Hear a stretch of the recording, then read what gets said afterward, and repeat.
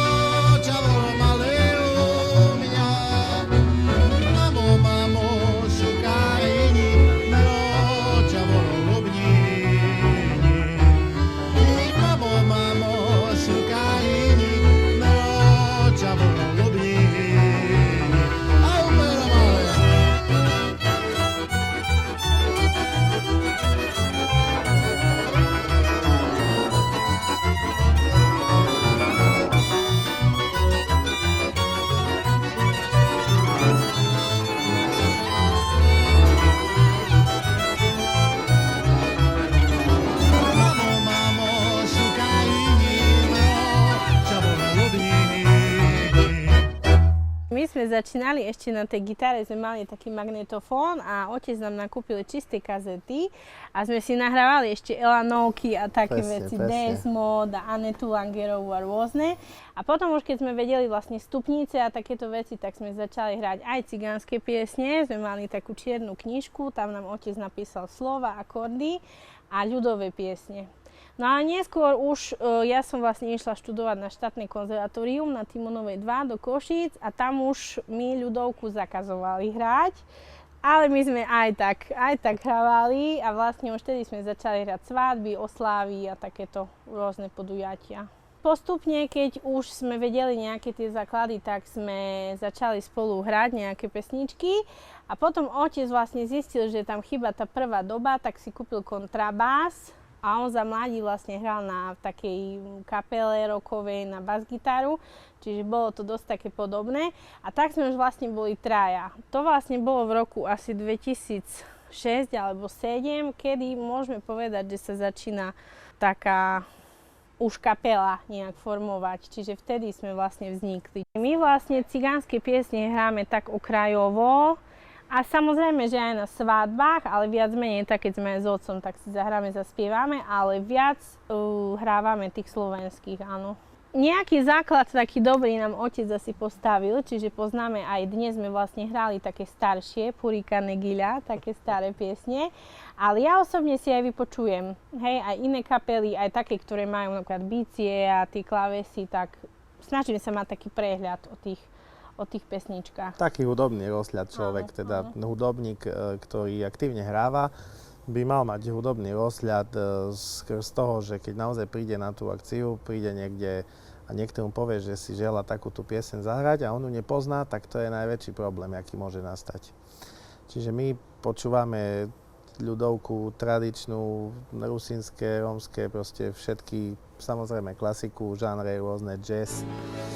My tou hudbou tak žijeme od rána do večera, dá sa povedať. Aj sa ňou živíme.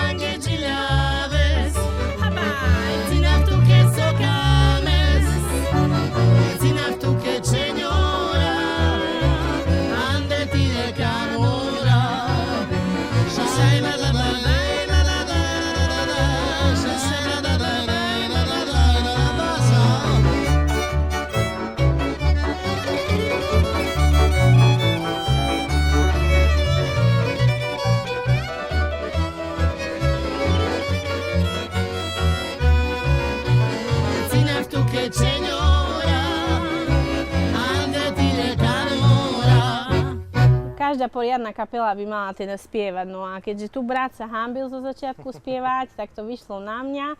Čiže som začala spievať, hľadali sme vlastne tóniny, lebo nie každá tónina pristane dievčaťu, nie každá chlapcovi, takže sme to skúšali. No a neskôr sa mi to aj tak zapáčilo a teraz vlastne študujem aj spev, aj husle na vysokej škole. Čiže chcem sa do toho takého umenia toho spevu dostať aj tak odbornejšie, ale spievam vlastne tak, ako to cítim. Ja som tesne potom, ako som dokončil ZUŠku, som nastúpil tu do Prešova na Prešovskú univerzitu, kde som študoval hudbu a techniku. V rámci hudby sme mali samozrejme aj spev. Spieval som v zbore a tak celkom po víkendoch samozrejme s kapelou, so sestrou, s chlapcami. A ten spev som si potom vlastne aj dorobil, teda ho mám aj vyštudovaný. Či nás priťahovala tá ľudová hudba, ten folklór, tak určite áno, určite áno. Skrz toho, že my sme sa ako takí mladí, malí učili skôr ten pop, ten rock. Ja keď som mal 13-14 rokov, tak som bol naozaj taký fakt metalista, reťazky a dlhšie vlasy som nosil a čierne trička. A počúvali sme kapely ako Konflikt a ja neviem čo. To už je až taký punk rock. To už je taký punk rock, hej, metal, tvrdý muzika. A potom, keď sme pričuchli k ľudovej hudbe, tak klasika esta v ľudovke mpa, mpa, mpa, mpa. A keď to porovnáte s metálom alebo s punk rockom, je to presne to isté. Hej. Čiže to BPM, tempo a striedanie tej ťažkej a ľahkej doby je presne na tom istom princípe postavené. Čiže má to určite blízko, hej, len treba to prepojenie v tom nájsť. V dnešnej dobe už je takých tradičných cymbalových hudieb na Slovensku málo. Lebo my to tak sledujeme a máme vlastne spolužiakov, kamarátov, ktorí tiež sa tomuto venujú a už pridávajú do tej kapely bicie, už pridávajú kachony a neviem čo, klávesy, rôzne iné nástroje. A my vlastne by sme chceli zachovať tú takú tradičnú formu a tradičné spojenie tých nástrojov, ktoré bolo niekedy. Že naozaj to zachovať, lebo keď už my mladí vlastne to nebudeme zachovávať, tak to úplne vymizne. A čo sa týka tých milovníkov ľudovej hudby, tak stále keď ideme na nejakú svadbu a teraz prídeme tam a je tam milión mladých ľudí, tak si povieme, že Páne Bože, že oni určite budú chcieť nejaké Despacito a neviem čo. Máme aj DJ-a pre istotu. A nakoniec to skončí, že o 2:00 ráno sa tam spieva na Kráľovej holi a práve tí mladí to majú radi. Čiže ja si myslím, že tá ľudová hudba v každom z nás niekde žije, len to musíme v sebe objaviť. Takže ja si myslím, že ja určite svojho syna budem učiť ľudovky, už ho učím, takže si myslím, že sa to zachová.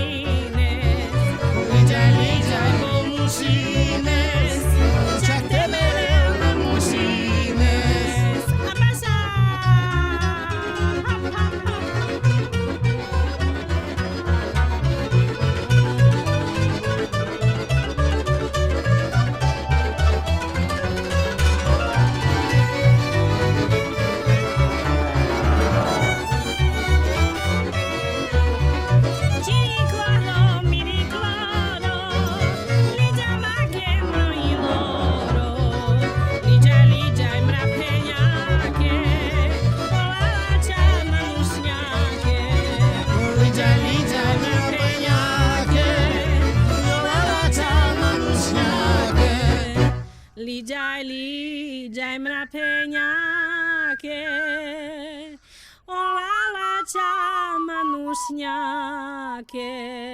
Ja učím vlastne už od maturity na základnej umeleckej škole a učím v Smižánoch a dovolím si povedať, že je tam záujem o huslíčky. Hlavne cez tú ľudovú hudbu, lebo vlastne husle sú stále husličky z Javora, hej, to je taký nástroj vlastne zameraný na ľudovú hudbu. Čiže detičky chcú, ale ja ako učiteľka za tie roky, nie ich síce veľa, ale tak už si môžem povedať, že pár ročkov mám odučených. Mojím hlavným takým cieľom je nevychovať z toho dieťaťa nejakého virtuóza hneď, ale doviesť ho k tomu, aby začal mať ten nástroj rád a tú hudbu, hej, aby vlastne si vytvoril vzťah. Čiže hlavným takým môjim cieľom je doviesť tie deti k láske, k hudbe a k nástroju. A potom, keď vidím, že už je to tam vybudované, ten vzťah, a že ten žiak už aj chce, aj má nejakú dispozíciu, že mu to ide, tak vtedy už pritlačím a už ideme, hej, tvrdo potom. Ale sú deti, ktoré mi povedia, že pani učiteľka, my chodíme iba tak radi na husle, my ich doma nezoberieme, ale my tu radi chodíme. Tak ja som ráda, my si spolu aj zaspievame, aj zatlieskáme, aj robíme, čo nás baví, hej. No, kdežto tu je taký direktívny pán učiteľ. A presne to je problém, že ja si dovolím povedať, že 50% dnešných žiakov Sú tam len kvôli tomu, lebo ich rodičia k tomu tlačia a nútia a na silu im to vnúcujú. A to nie je dobré. To sa trápi aj žiak, aj učiteľ, aj ten rodič, hej. A celé je to také umelé, ale paradoxne zase sú aj žiaci, ktorí, napríklad príde mi žiak, hej, na akordeón, prihlási sa. Prvý rok, dva je taký nejaký, lebo ho tlačia rodičia a on to potom nájde v sebe, že ho to naozaj chytí a to už potom vidieť proste týždeň po týždni, jak ten žiak proste rastie a napreduje.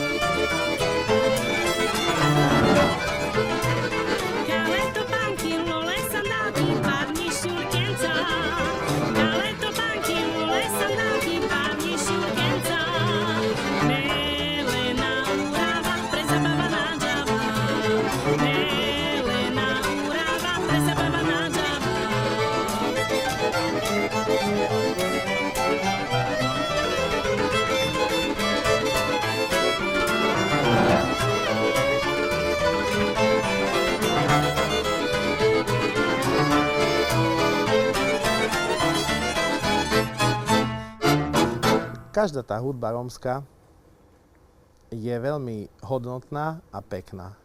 Čiže len už je o tom vkuse a o tej interpretácii, že ako to ten konkrétny člen tej kapely tam podá. Ale myslím, že zatracovať nejaké kapely netreba. Tak.